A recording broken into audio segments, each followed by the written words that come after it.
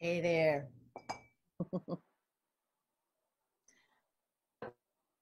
Folks. Very, very nice. I'm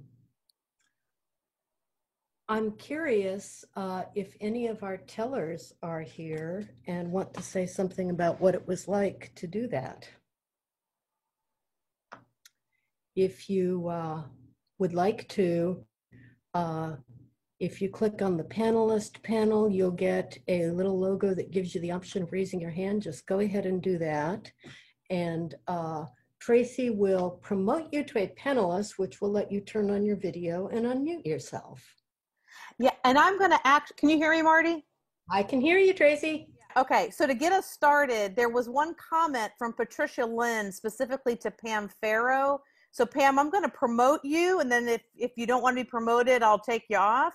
But specifically about the depiction of God's sadness at the coming judgment. And so maybe if Pam wanted to say something about that, and Patricia, I can promote you as well if you want to say more about your comment. So I see I've been promoted, and I heard part of what you said. I'm not sure why I'm here. Patricia Lind had specifically made a comment about how much she appreciated your portrayal of God's sadness at the coming judgment. And, you know, I think we often, Christians especially, you know, we look at, oh, the God of the Old Testament is this, you know, vengeful, angry God. And we don't think that, well, you know, maybe it made God sad as well. So, you know, perhaps that's something that you'd like to talk about. And I tried to promote Patricia as well, but I don't see her up here. Maybe she didn't want to be promoted. So. Okay, I'll take just a minute instead of a long time. So first of all, it was just, if I can remember back, it was maybe you'd say instinctual for me. I mean, I'm thinking from my general belief, desire, expectation, hope, and profession that God is a God of love. It seemed to me that sorrow was an appropriate emotion at that point. And then I had my inclination affirmed and deepened by conversing with one of our seminar scholars, my friend and colleague Richard Swanson. We had a conversation about this.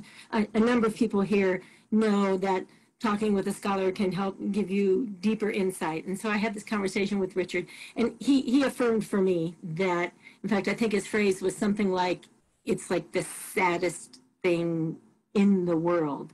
And it felt that way to me. So it was a combination of my theologically bound inclination and some affirmation from a scholar. Great. Okay, and thank you.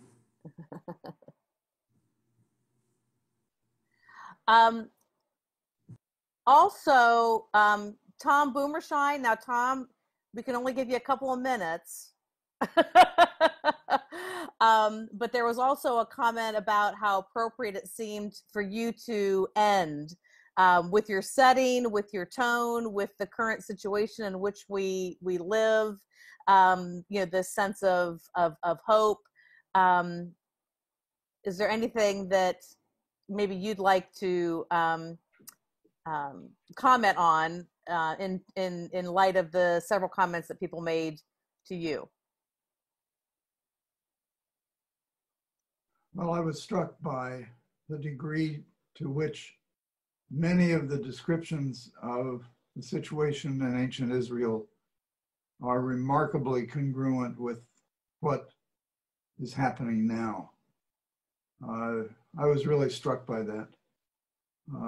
And at some level, there was an element of terror about that for me, in terms of, you know, what both is happening with various elements of disintegration and punishment of the poor,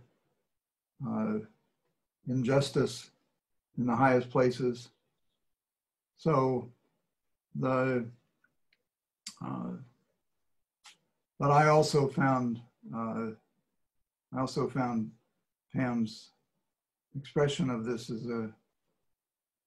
as I don't know, with a backdrop of sadness and grief, a description of both what seemed to me congruent with the prophet and also my own feelings.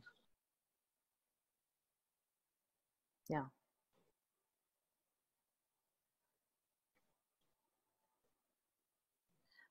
Marty, is there anything you'd like to say in particular? I don't see hands up for me to call on people.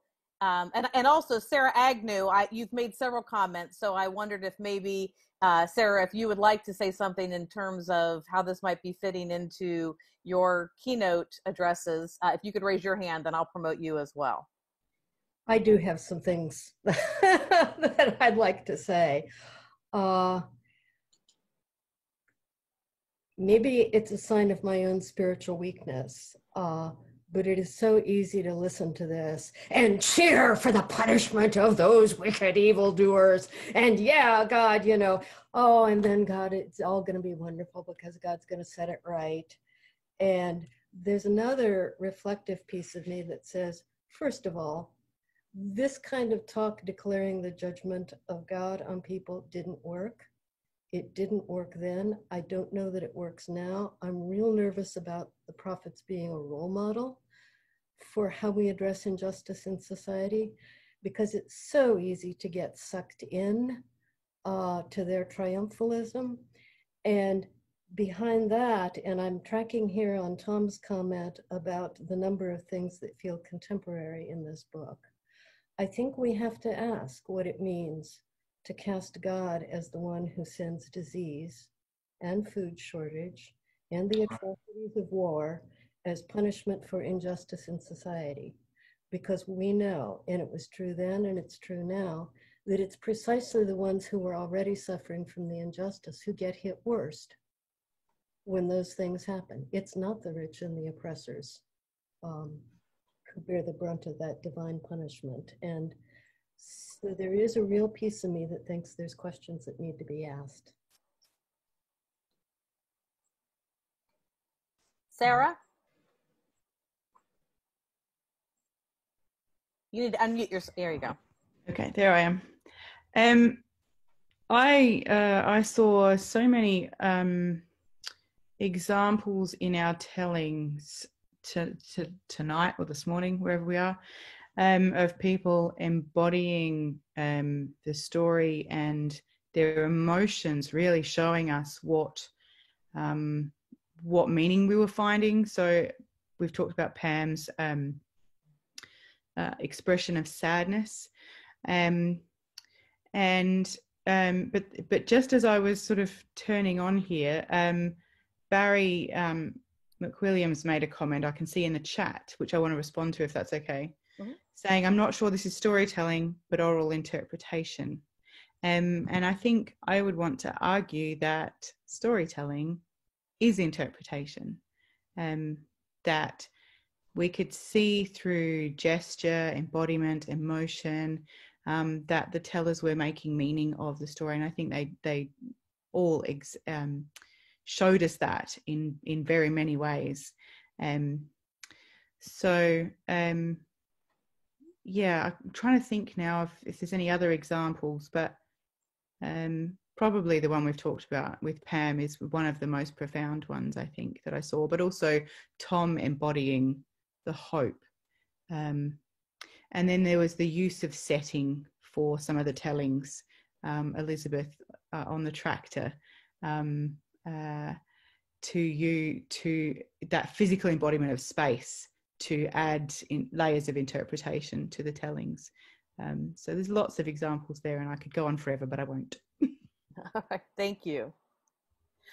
Sarah Weisinger, you've made lots of comments tonight, so I hope you're okay. I'm going to promote you. your last comment here, and you're a parent of several children, you talk about, if prophecy doesn't work to the nations, what is different or the same about parental scolding? So hopefully you'll pop up here in a second. There she is.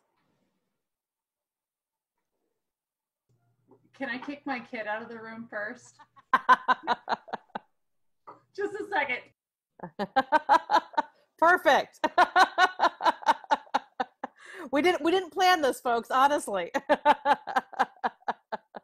While she's gone, just a quick comment, because I forgot when I was videoing the intro for this, that Jonah was going to be one of our theme stories.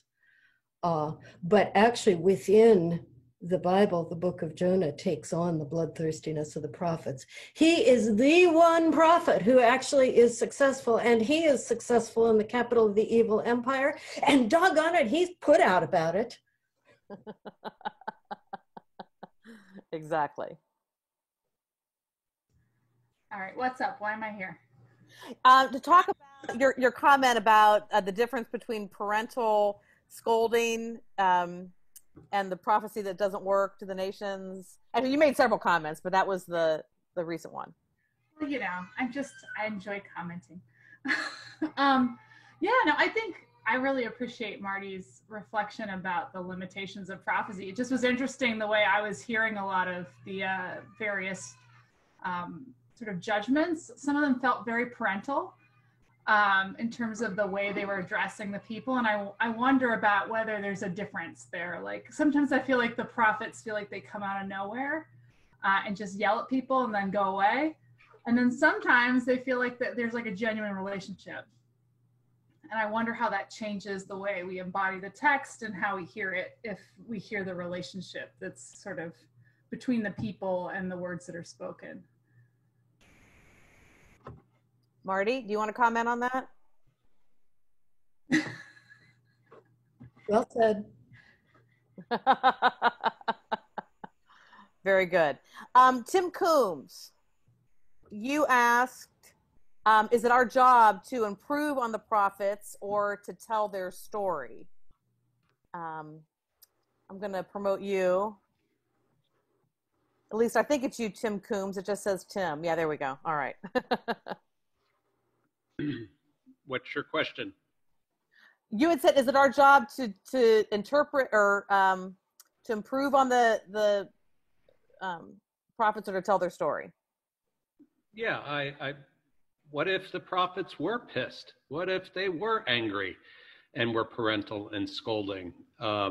Should we not depict them that way? Or since we have realized through history what doesn't work and we want to do it differently? I mean, we certainly can try that, but the question was, as storytellers, should we be depicting what the prophet's words or how we would rather them be said? If I were one of those prophets, I may be a little annoyed at that. I want my words to be depicted as, in their context. Just to come back for a minute, Tim, and you and I have gone back with other folks as well on this before. You can try and soften them, or you can depict them, or you can bring out the bloodthirstiness. Mm-hmm, mm-hmm.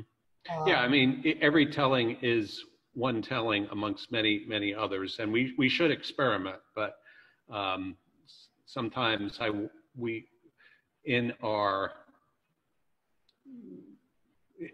particularly given the times where we're sending federal troops into Portland and other cities to just hammer down, and we say, no, that's not the way we want to do it. And so we have a tendency to want to soften. I think there are some of the parts of Amos, that's the telling I did, where he's pissed, he's angry, he is, he's irate, and it needs to come across that. And there are other times where he is is mourning and sad. And so that's our job, is to figure out what kind of passage do I have here? What's really going on? That's really all I wanted to say. Yeah, thank you. Thank you. Suzanne Stock, you have a really good question here. I'm trying to find you in the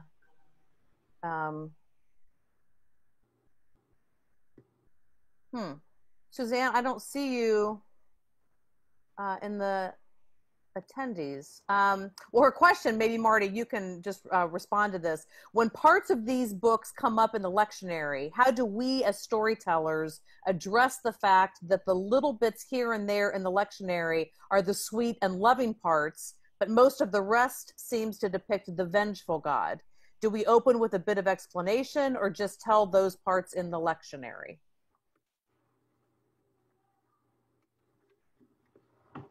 That's a wonderful question, and I was actually going to suggest that you ask her to ask it, and I would be interested in hearing what she thinks about it. I think contextualizing them is important.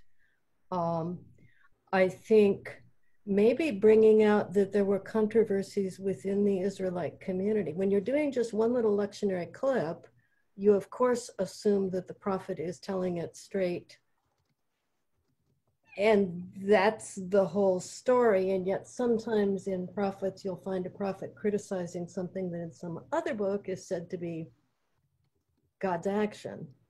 And if you think about our political arena now, regardless of political stripe, people will appeal to the public by saying that they are on the side of the little people and that they are against oppression and in favor of justice, and we have to stop those other people from doing the awful things that they're doing. It's easy to forget how much power there is in claiming to be the one who speaks for God and is the authoritative interpreter of what God is saying. We forget that in ancient Israel, there were multiple people saying different things, claiming to be the authoritative interpreters for God, and that the prophets did have some skin in the game. And I get where I'm going with this is maybe I want to say we listen for the truth that's in the prophets and the fact that they ring true for us because they are naming things that are real. And at the same time, each of us in our indignation against the things that are wrong, each of us has blind spots and other things we're not seeing, which means then rather than get too carried away with the image of this is the voice that speaks for God and all those other people are sinful, that it was a complicated situation then and is now, where different folks have pieces of the truth. And it's so easy to forget that amidst polarizing rhetoric. So Suzanne, you're there. Do you have anything to add to what Marty just said? I think pieces of the truth is what I was sort of getting at, that I am actually on the schedule at my church to do the story on coming up, I don't know, September or something, a bit of Amos, but it's like a little sweet bit of Amos. And I want to go, all right, I'm going to tell this story. It's going to sound really nice, but all of the rest of the whole book is ominous. I don't want you to know only this one part. If people only hear what's in the lectionary every year, every 3 years, then they're just going to get the nice parts of Amos and Micah. That's what was my question is, would it be right to sort of set it up or just do the story? I was really taken aback in graduate school when a classmate said to me, you know that part about the justice rolling down like the waters and righteousness like an ever-flowing stream? That might be a wish that everything good will happen, and it might be a wish that the punishment will come. Very good. Honored to hear it. Mike Brower, I'm going to promote you. He was the wrangler of half of this epic telling experience. And so he did some editing, and he got to view these pre-recorded tellings multiple times. And he said that in the comments that every time he watched it, that he got something different out of it. And so if Mike gets, unfortunately, there's a delay. There he is. There he is. Let me fix this. So Mike, about getting to see these performances multiple times and learning something new each time, would you like to share something more about that? Yeah, every time I watched, like for instance, Mike Cantley, and I'm watching Mike close because he's moving around on the screen, and I saw something in his face. Every time I saw Mike's face at a different time, he showed me a different emotion. And when I watched Juliana, the first time I saw Juliana was on my phone. And I watched Juliana on my phone and I cried through the whole thing. Mm. And then when I watched it again, it was the same thing. And I was trying to make it look better on the screen. And then just watching her expressions, I think somebody else commented about her expressions. And Wendy and I had a little back and forth about the squirrel. I don't know whether anybody could see it or not. I was afraid I'd edited it out, that it run across the screen in the video, but it all added something to the overall telling for me. Yeah. Every person did something that, and you talk about embodying the story, even somebody that was just sitting in front of the camera like we are now embodied the story. Right. Michelle, you were there and then you just went away. There she is.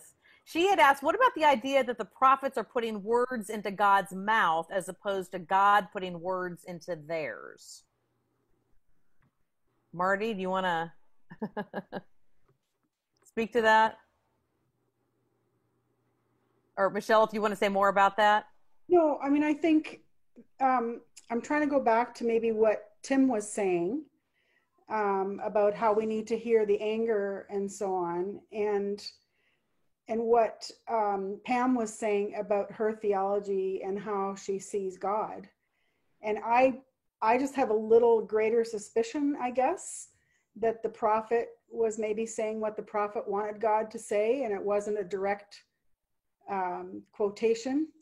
And so my levels of suspicion enter at that point of, especially if we take these texts as giving us any kind of guidance on what God is really like.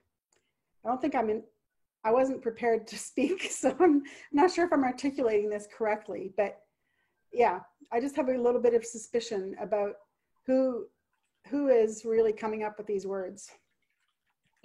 It's really interesting to work with these texts with students from Pentecostal churches, where live prophesying is still, because they say,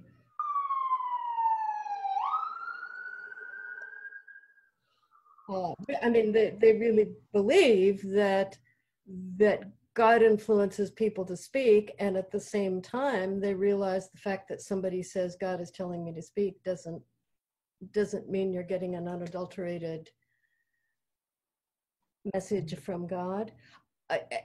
A piece I would bring into that is it's not all at the level of what God might or might not have said to the prophet, but the disciples who collected this stuff and the editors who said, actually there needs to be a bigger picture than this. I kind of think the part about the restoration, the end, is probably not from Amos. On the other hand, Amos was talking to a specific audience in a specific situation. And I think if you'd tapped him on the shoulder and said, we're going to preserve your book as God's word for all people for all time, do you think that God might have words of comfort as well as words of accusation? My suspicion is, if the question were put that way, Amos would have said, for heaven's sakes, please, yes, it needs some extra layers. So, I love, why did these get passed down, and what was it that the community was continuing to hear at the same time that gosh, some of the prophetic books have prophecies in them that didn't come true. But there was a vision of hope there, I think, that nobody wanted to let go of, as well as a pretty clear-eyed vision about what people do to each other.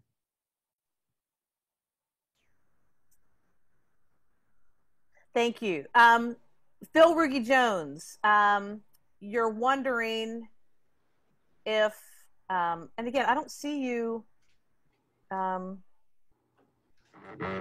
Sorry, y'all.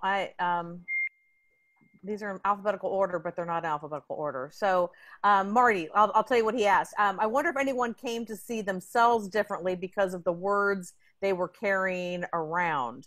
Marty, you've been telling stories for a long time. Can you speak to that as I try to, or if any of the tellers want to speak to that question specifically, if you saw yourselves differently because of the words that you were internalizing and living with and performing, raise your hand and I'll promote you. But until that happens, Marty, do you have any thing you might want to say about that? I'd really like to hear the tellers on that one. Okay, Wendy just got promoted.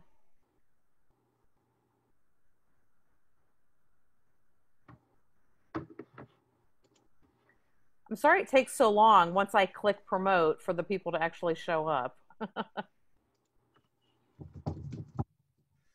There we go. A couple more. Shelley, Madeline.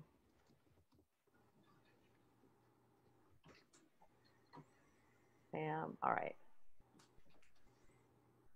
Yeah, Pam. Yeah, I'm thinking about that some. I don't know if it's really I changed, but there was an unavoidable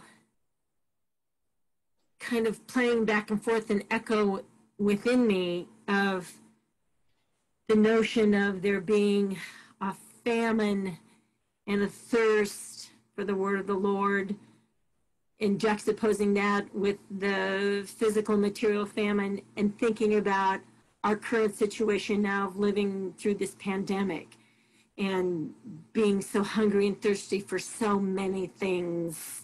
And I'm not talking about food and drink, but for presence, for hugs, for being together. And I think some of that also falls under how we experience the word of the Lord. So there were just various echoes and reverberations and back and forth between that and what we're living today that impacted the story and that impacted my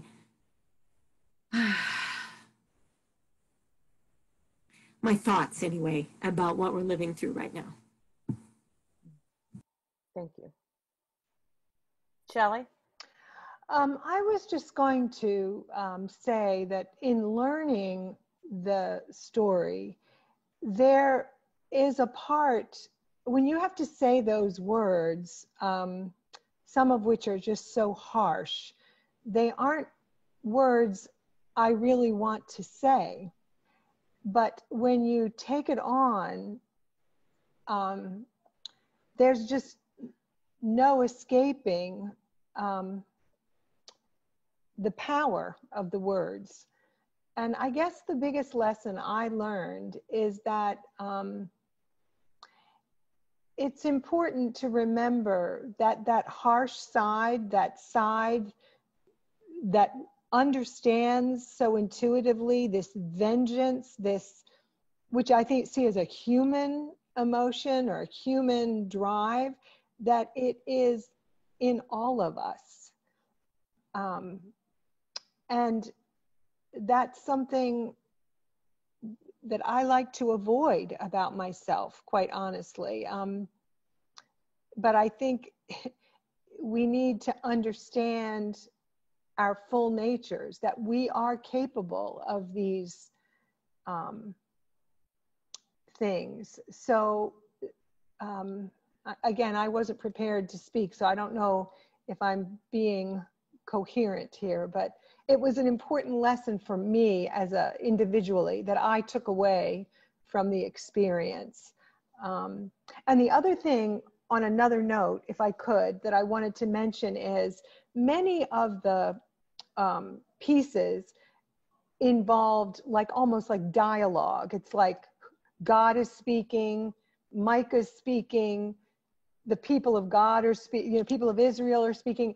And that was really something to work out as a teller. How do you convey that now I'm another person, right? Now I'm talking as God. Now I'm making a comment as the prophet. And I thought it was really interesting, the different ways that was done. And in particular, Danette's take, I thought was really effective and really well done. So thank you, Shelley. The second part of that kind of goes to a comment that Jason Chestnut had made. So Chris Carr, like, hold on, because the first part of what Shelley said, I think, has to do with a question that you had done. Jason, if you could start your video and talk about, you know, God's voice and the prophet's voice. You'd unmute yourself. Unmute. I was getting ready to unmute myself, Tracy. Sometimes I talk before and nobody should hear me, and I get that through, and now I have the. Thank you, Lori. I think there's a shift between what Amos is saying, what God is saying, or like how Amos is choosing to relay what God has given him. And so for me, in some ways, you get down to says the Lord, and sometimes I think it can act as a shift, because it's really hard. Like Shelley said, it's really hard to know where the voices are coming in on. And my telling specifically, Amos was all over the place. He's pissed at these people, and then he's pissed at those people, and so I feel like sometimes I was just trying to give a voice to Amos in it all as well. Thank you. Christopher Carr, you had asked, would it be fair to say that it would be best to hear the prophets as words of warning for us rather than words of warning and destruction for others? If, quote, us, it leads to repentance, maybe, but if we think of the messages for others, it leads us to think we're better than them, and the idea that they get what is coming to them. Is there more you want to say about that? I just would wonder if that was the case in anybody's preparation for their telling, and if it influenced the tone that they used.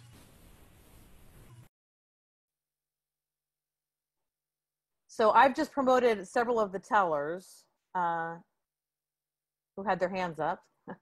Elizabeth? Yes. I hope everybody got to hear something much better than I got to hear. The whole thing was out of sync, and it made it was such a disservice to what everybody had put into it, and it really saddened me. We were talking about this thing about Amos, God. Amos, in my mind, Amos is compelled to say these things, but always, as Jason was saying, it comes back to thus says the Lord. And the whole point is not recognizing the Lord and who the Lord is. That runs through the whole point. They're out there worshiping something else. They're bringing him things that he doesn't want. And I know Bobby didn't come through as well, but my response to all of this was like Pam. This is tearing God apart. It's like a parent. And he says over and over again, I did this to you, but you didn't come back. That's the thing. You are to return to me, and you compel me to take these issues because you don't return. That's a brokenhearted parent to me. And he has to carry it through. It's like tough love. So that was my take on that. Thank you. I guess that's everything. Yes. So Drew, Or actually, Marty, you have your hand up. So do you have something to say for that? Before we wander too far away from the theme about who's speaking which lines and different ways of interpreting God's tone, I want to put a plug in for the mini epic tomorrow night, because they're going to tell Habakkuk through twice. And there will be some different decisions about tone and some different decisions about exactly who has which lines in that telling. And it's pretty interesting to see. So tomorrow afternoon at 3:30 Eastern time. Thank you.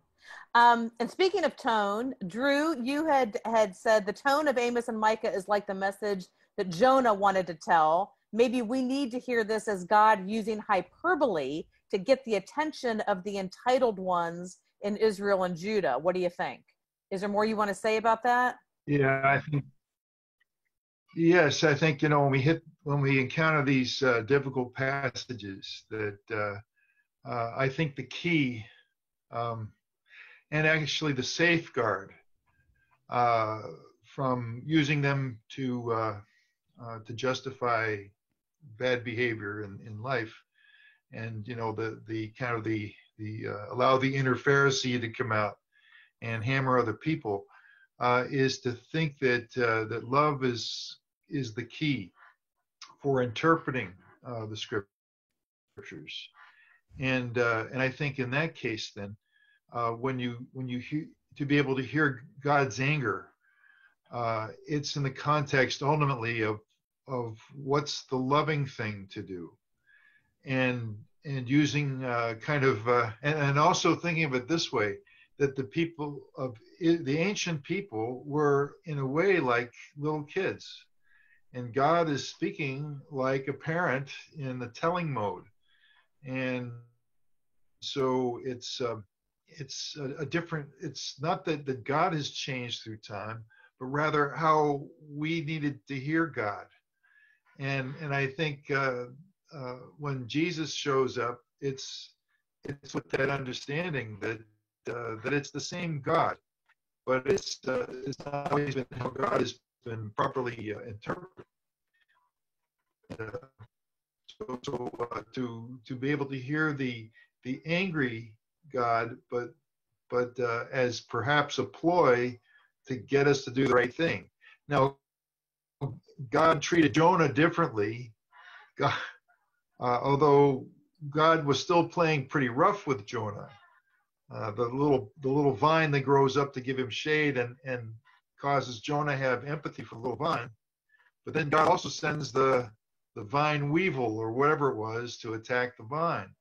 And it was all ultimately to teach Jonah to find empathy. And I think that's a principle that's at work in our scriptures. At least that's what I want to think. It's a different way of thinking of perhaps of the nature of God, the character of God, and even to allow for a sense of humor. Yes. Karen Jones, that you had a comment sort of like that. You said, I think hard as it is, that the other side of God's love has to be God's anger, because everyone we hurt is someone God loves. God's anger is opposition to evil, not a temper tantrum.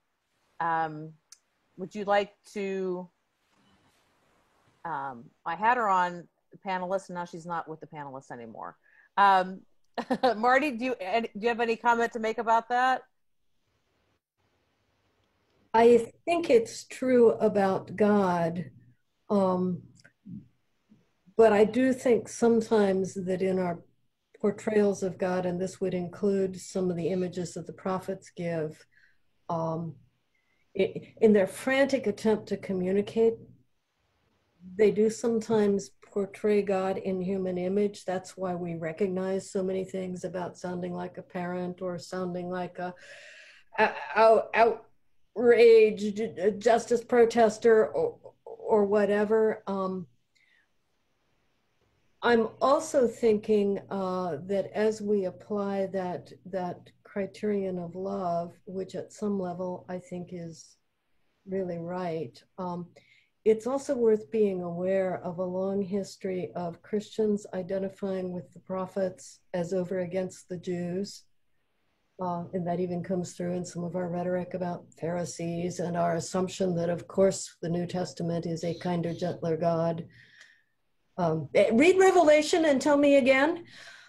And then Protestants took over the rhetoric of prophets over against Roman Catholics. So it's real easy to keep, we can talk about a difference between ancient people and us now, but something that other people have said already in this conversation is it is kind of a lesson in how easily we can slip back into those same ways of thinking. Yes. Tanya, Ezra, you had said, what I saw in the storytellers, all of us, because she was one of them, tonight is a different face or voice of God. It gave me a feeling that God speaks in all of our voices, that the image of God somehow comes through each one of us, even though we are very different. Is there more you want to say about that, Tanya? No, it was, it was just kind of this overall feeling that I got as each of us storytellers did our part. I heard, it was like I almost literally, I'm not saying this right because I don't know how to describe the experience, but it was almost literally like I heard God speaking in each one of our voices, and it was really cool. In the scolding voice of some of the tellers, or like Tim with the sorrow and the excuse me, my dog is squeaking her toy in the background there. But yeah, so it was almost like this mystical experience that God was speaking through each one of us as I heard the whole thing tonight. Yeah, thank you. Marty, any comments about that? Yes. Tom, you had asked to say a little something about performance criticism. Do you want to or start your video?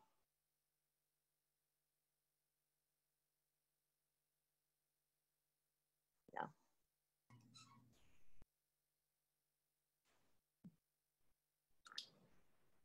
This is a very interesting conversation. And one of the purposes of the development of performance criticism is to ask the question, what can we discern about the intention, the tone, the character of these materials when they were originally performed, when they were originally spoken. And so a lot of our comments have been related to the constant temptation, and that has often happened, of reading our later situation back into the ancient world. What Marty was just saying about the tendency that we have to identify with the prophet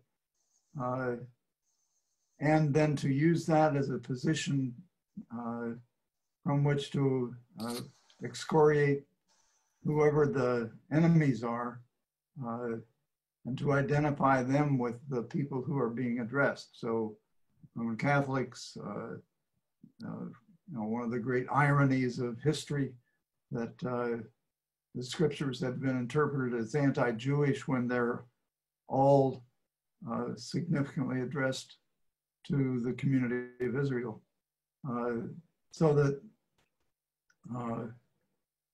part of our job, I think, is to do our best to try to understand and identify what was going on in the original context, and to honor, in this case, Amos and Micah with that kind of attention, with our very best effort to understand them in their own context. Thank you, Tom. Tom was at the forefront in many ways of the biblical performance criticism movement. Nathan Asala, if you're on there, There he is. Way back when he made a comment.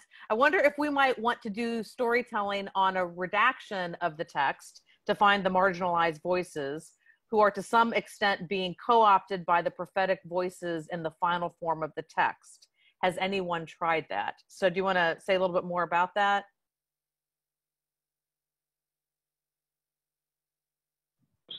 Can you hear me? Yep. Sorry. My microphone's not very good. Can you hear me or not? Yep, I can hear you. Okay. Okay, great. Yeah, I don't know. I get the sense that that's a real. Okay, so Tom was talking about the original form, and I feel like the text has been circulated and recirculated through telling and retelling, and these different communities and different voices are embodied in the text again and again over time. But I wonder if there's a way, you know, we could hear those voices that have maybe been co-opted at different layers of the text. And I do think there's a way that maybe that could be possible. But I don't know that like a single scholar is the one to be able to do that. So I was kind of, as I was writing that earlier, and I saw Marty then mentioned about these different voices in the ancient Israelite community. There were a lot of different people speaking. Maybe that would be part of it to prevent it from sort of being another co-option again. I don't know. That's just my question. I don't know if that rings a bell with anybody, or I'm just kind of making noise here. If it rings a bell, raise your hand. And while we're waiting for that, Marty, do you have anything to comment on about that? The first possibility that occurs to me would be it would be very interesting to do a script that simply juxtaposed, and I have done this relative to some other questions, juxtaposed the words of one prophet with bits from other prophets and from the priestly tradition and from the wisdom tradition. That wouldn't do exactly said in terms of recovering the voices of those who didn't have a chance to speak, but it would at least bring out that there is a diversity in the biblical tradition and evaluations. I'm also interested in hearing from Cynthia Park, who is signed on and hasn't said anything yet. Well, I was, hi. I was listening and sort of waiting to see if you needed me to say anything. All of this is fascinating, and I love Nathan's suggestion. And I was thinking, I hope Phil heard that. It sounds like a great project for the seminar. It is very hard in all of this. I think there's a tendency to want to resolve tension, especially as people who have the pulpit, people of influence. We feel a kind of duty when we see people struggling to put them at ease. And the hardest thing is to be present with people, especially in prophetic texts like Micah and Amos, and watch them squirm and be present as we squirm, which is why I'm really looking forward to Habakkuk tomorrow, where the prophet gets to rail against God. Why are you leaving me here struggling like this? If you caused this, resolve it. Also, the timeliness of this, several people have commented on. What struck me, especially in Micah, was that the disintegration of the people is evident in the family system. There's that one piece about that. And as both a therapist and a priest right now in these 4 months, that's the level at which I am feeling the breakdown. It's easy to pay attention to the big breakdown that makes the news, but I'm watching real despair and anguish, and people trapped in homes with their abusers, and all of those levels of breakdown, and hoping for, that's the tension I would love to see resolved. But it has such deep roots, as Amos said, from the branches to the trunk, that will need to be resolved over the wide arc of God's activity in the world. So I guess what I'm hearing in all of this is what we also experienced in the seminar when we worked on this last year, and that is it's difficult. It's disturbing. The language is harsh. I'd like to say, well, that's just anthropomorphizing, putting words in God's mouth. I hope. What if it isn't? And what do I do with not liking what God is doing, if God is doing it? Which leads me to the last point, which is, in addition to wanting to give people peace, we also want to place our anxiety somewhere, because I can't bear it anymore. So let me place this burden on another agent, because my agency feels exhausted and stretched to the limits. And that's part of the embodiment that Dr. Agnew has talked about so beautifully, that in our translating and our interpreting, we are stretching to the limits some of the boundaries, but that's the embodiment. We are stretched to our limits. So Madeline, you and Cece had come on, I think, to answer a question from a couple minutes ago.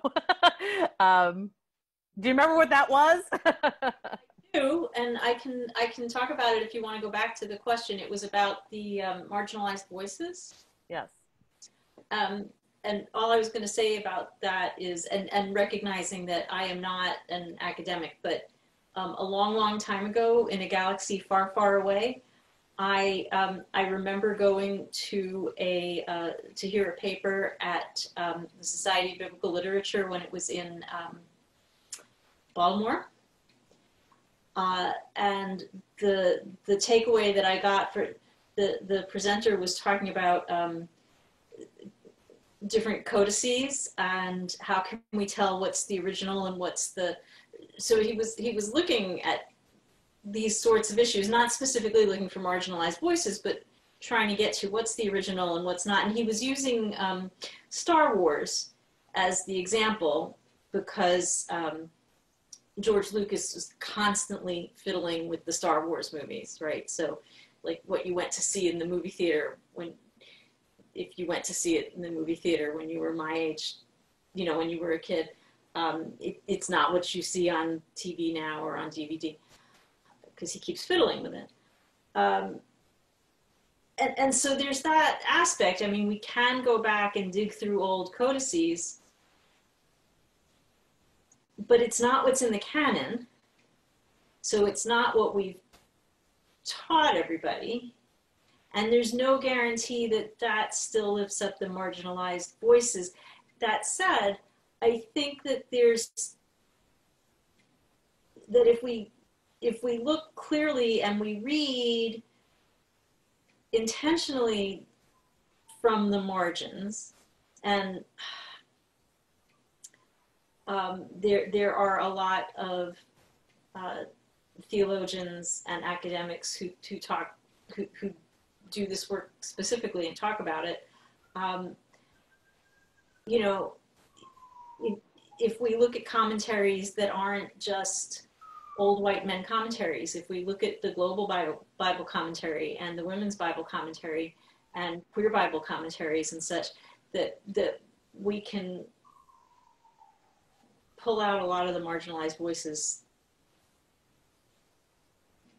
just from that. That's all I want to say. Thank you. Well, that leads me to several people have commented here as we are still in the wake, pun unintended, but maybe I should make it intended, of John Lewis's death. And I just watched his Good Trouble documentary. And, that was a phrase that he was known for, and several people have commented on the good trouble that people of faith need to make. And I think maybe the prophets have something to say to us about that. Marty, Cynthia, do you have anything you'd like to comment on about that?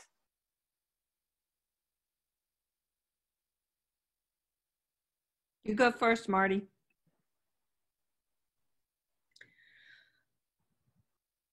There comes a time,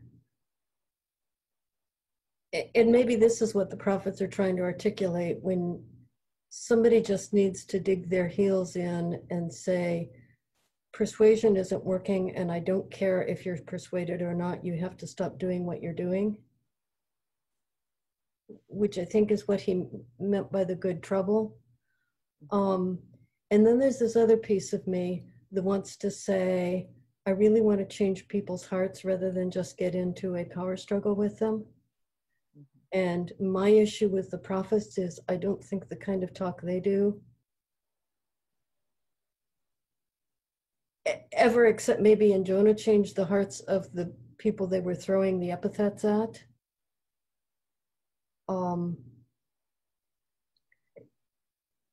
And we probably need both kinds of, we probably need those people who try and do persuasion and those people who will dig their heels in and say, no, this has just got to stop. I don't care if you agree with it or not.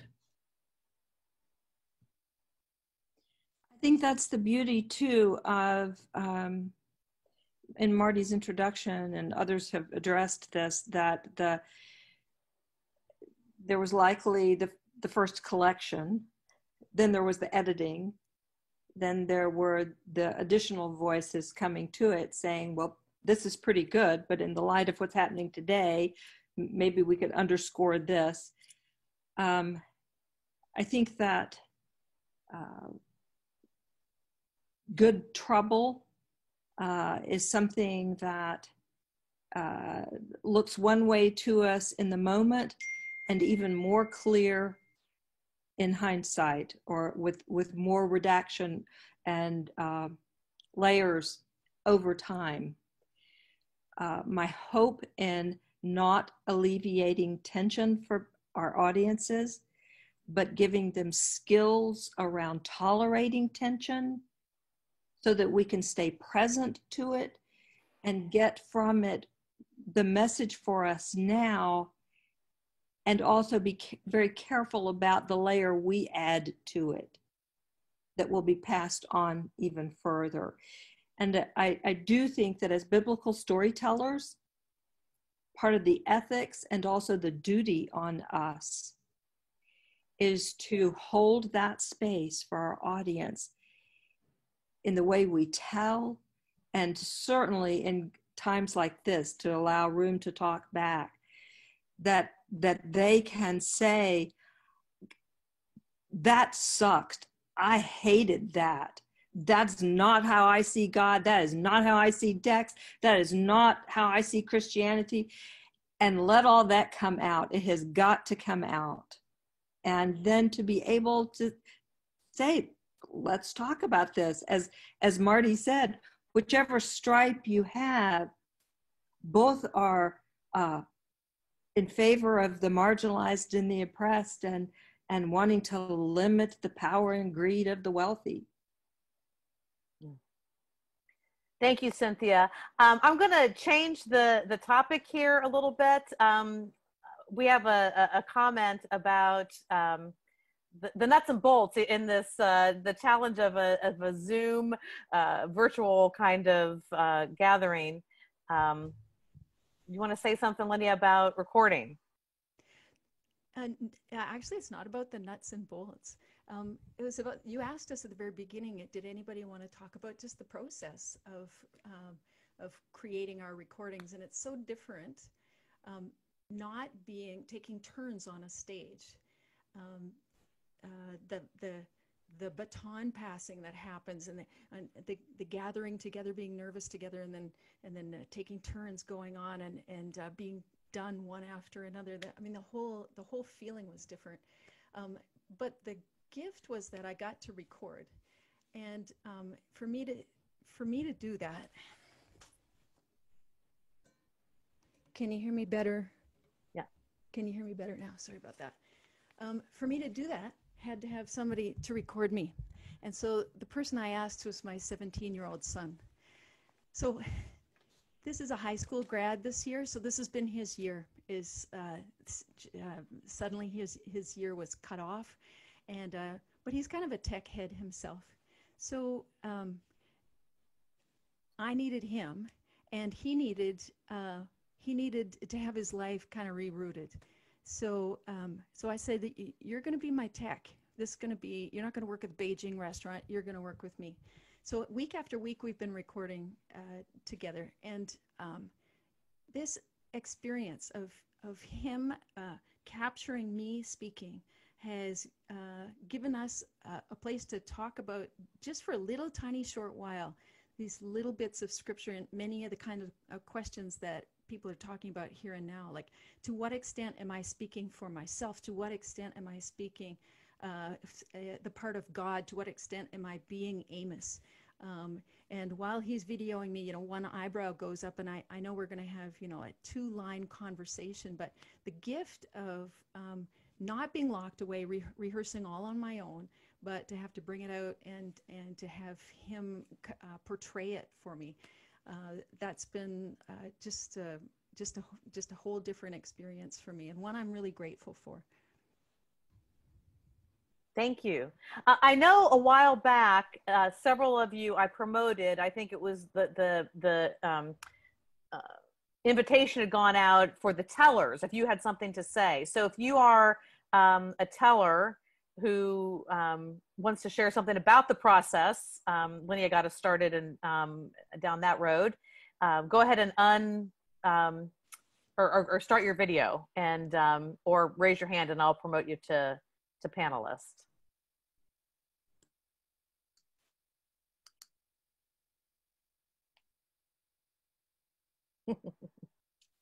Hello, Mary Beth.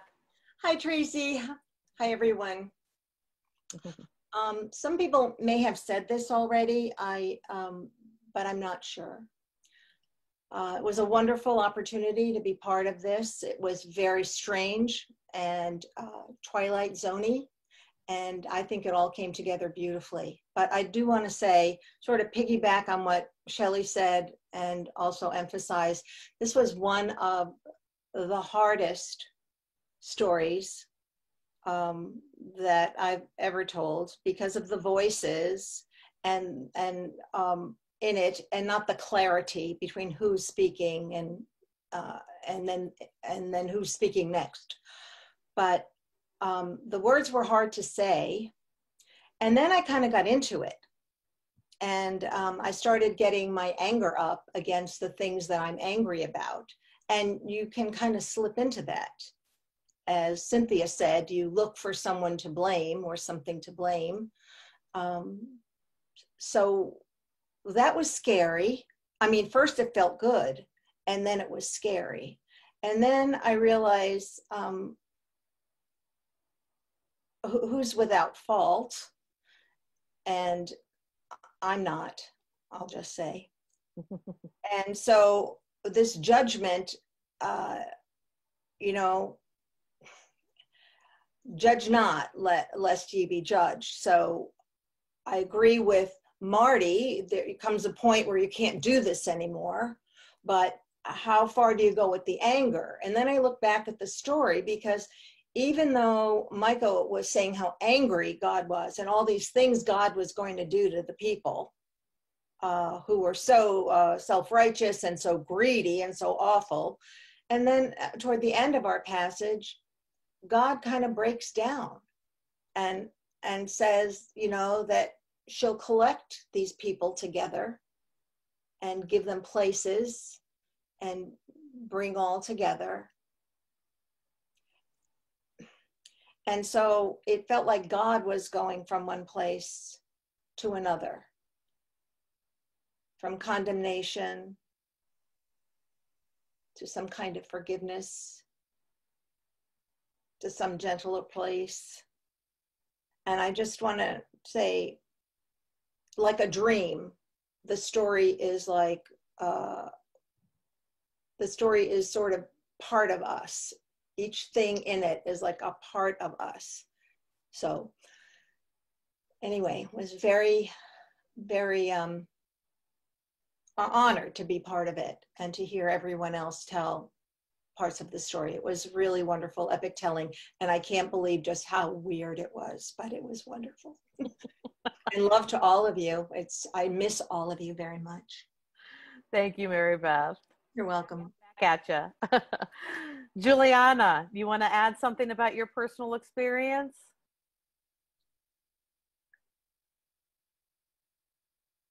Yeah, Juliana, you need to unmute yourself.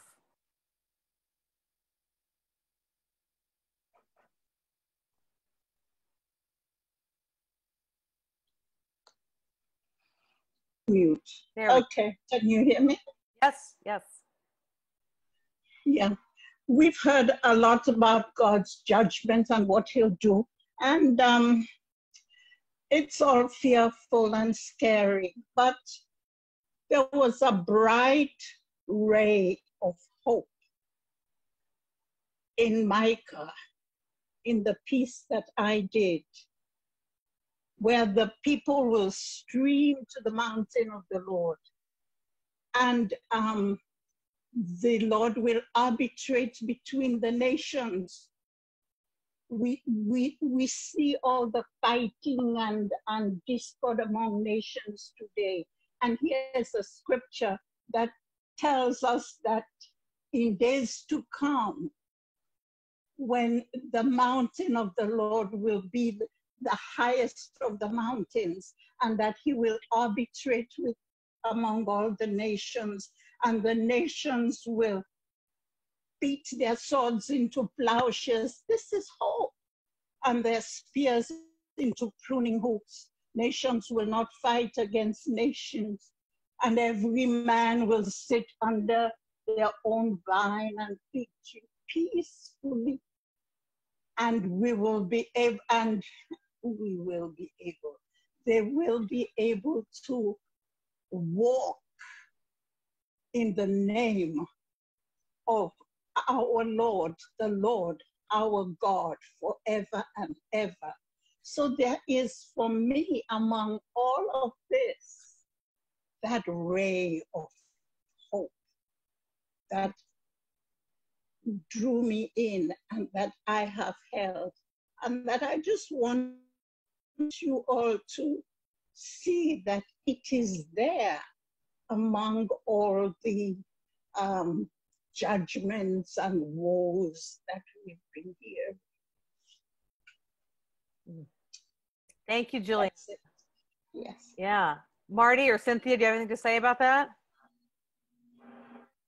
That's a really interesting passage because it's not entirely clear, even though they're coming for arbitration, that this means everybody's all going to end up in the same religion. Because it goes on to talk about all the peoples walking each in the name of its God. So if you're interested in interfaith dialogue that doesn't presume that everybody all has to end up looking the same, that is one of the biblical passages that may underwrite that.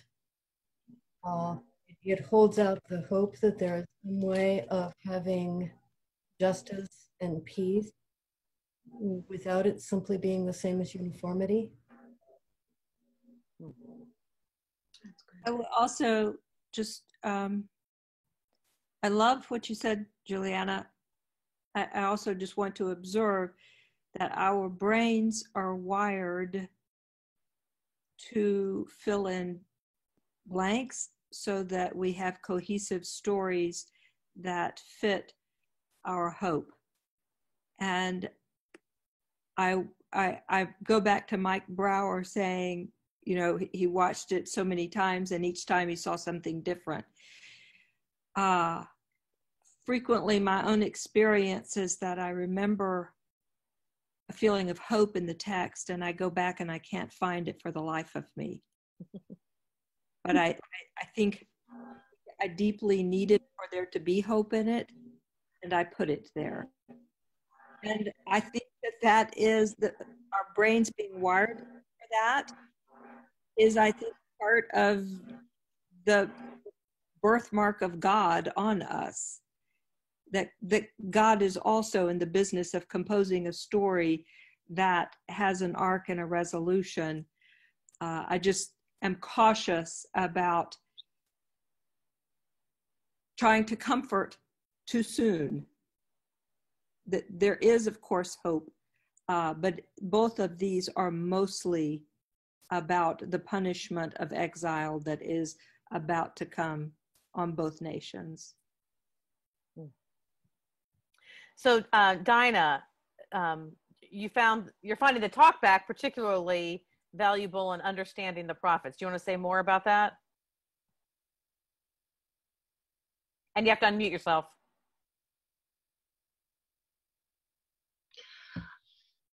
I found this to be a most curious epic telling because it is not narrative. And so my mind would wander. And a lot of it is poetry as opposed to prose, which is, I find something that I need to work with as opposed to just hear and try to take in. So I actually went and found my Bible so that I could kind of look at the words as well as hear them spoken. And the different voices as they would weave in and out. I really, really loved what Danette did because it gave me such clear points to hang on. Okay, I know who's speaking now. And so the Talkback, in a kind of feeling a sense of, oh, other people might be in this kind of tossing boat as well, that I am not alone perhaps in struggling with this. But also a couple of the things that have been said, how much are the words of God or what people are expecting God to say, and how much are we anthropomorphizing God, and where is, I flash back to Shakespeare in thinking about the fact that even in tragedies, Shakespeare knew that we had to have the jester come in. We had to have that piece of light to break it up for us. And how do these kind of slashing rays of hope that are so brief, how important are they to allow us to hear the rest of the story? Would I not be able to hear the story if perhaps that moment didn't come in? So I have no coherent, obviously, no coherent statement to make, except that I almost didn't tune into the Talkback because I have been, as you have been, online all day, and I had 2 other Zoom meetings as well. So I am really tired of sitting in front of my computer, but I am so glad that I stayed. Wonderful. Thank you. Wendy, did you want to share something as one of the performers? Yes, I did. Picking up on this passage from Micah, I had the very, very last section, which actually was a section of hope. And since I'm very, very slow at learning, I actually started learning this in March as the pandemic set in. And I'm the media person at my church, and suddenly we were going from in services to online, and I had quite a learning curve trying to get along with my pastor, who had very, very high standards. So I was thinking, please pardon me for my iniquity and overlooking the sins of me for your inheritance. And mainly, you do not hold on to your anger forever, but you delight in faithful love. And I thought of that, and it became just something that each morning I said to myself to on a personal level, but then also on a global level, as this pandemic went through all the different countries, and I worried about the countries that just didn't have the health care, and people are crowded together, and I'm going, Lord, look over the sin of the few remaining that survived this COVID. And so it hit me on multiple levels. And it's not a story, so it's hard to learn. But ultimately, I made pictures of an angry God sitting at a table, grabbing a hold of it, and then looking at that God to help me remember what to say next. But I absolutely adore the passage, and I say it every morning as maybe a morning devotion as I walk to my barn. That's what I want to say. Well, that's kind of that kind of thing is what we hope for as biblical storytellers, right? It's not just to learn a story to perform in the moment, but that it lives with you and you can make personal connections with as well. So good for you. Thank you. Yeah. So we're kind of winding down with the comments. And I think we were only supposed to go till 8:45. So if there are any last questions, get them in the chat now. If you're a storyteller who performed tonight and wanted to share a piece of your experience, raise your hand, and we'll finish up in that way. Same with you, Marty and Cynthia, if you have anything else to say. I'd just like to respond to something that Jeannie Martinez-Jantz wrote. It goes back to this, one of our duties and privileges as biblical storytellers is to help people become more familiar with the embodiment of bad news. Because like with victims of trauma, if we start speaking hope before we have affirmed the depth of suffering, it won't take. And the prophets and rehearsing this language, rehearsing these stories so that they become part of our lexicon, so that we have some language to go to. I think that what happens to us often is that the only biblical language we have to go to is from a very limited genre. I'm all for bringing back the imprecatory Psalms into the lectionary. So thank you, all of you. What a fun talkback it was. Well, we're not quite done yet. Pam, you have something to say. You asked about any comments about the process, etc. I just wanted to say, in this strange new world of communicating and storytelling, via the screen and the camera, I just want to lift up Mr. Rogers as my inspiration to find an individual, in his case it was always a child, to speak to through the camera, to help me look right there at you. And so that's what some of us are trying to learn to do. So thank you to Fred Rogers. Thank you, Pam. Tom. I just wanted to say to everyone what a compelling experience this was and how important I think it is. It's the first time I've ever heard any one of the prophets told all the way through, and I really learned a lot in the process, and And I just simply wanted to thank everyone for making this possible. It was really a compelling experience. I second that. Marty, any final words you have for us? I want to thank everyone. This was a really rich talk back.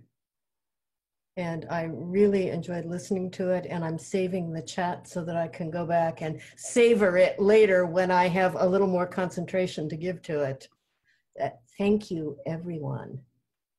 That's actually a good point. For those of you who don't know how to do that, there should be 3 little ellipses, little dots next to where you would type in a question in chat. And if you click on that, one of the options that comes up is Save Chat. So if you click that, then you should it should be saved to your desktop or whatever. And I also did swear that I would remember to remind everyone that lighting the fire is at 9 o'clock. That's right. And let me see, do I have, yes. I just posted, or actually, hold on. That wasn't to everybody. There is a evaluation, of course, that we want from everybody. So let me post that. There we go. Make sure that you fill that out so that we can better know how to do this sort of thing, whether it's an official festival gathering in the future or a regional event or something. We want to know how this came across and how we might improve on that. Yeah. All right. Thank you all. Good night. Good night.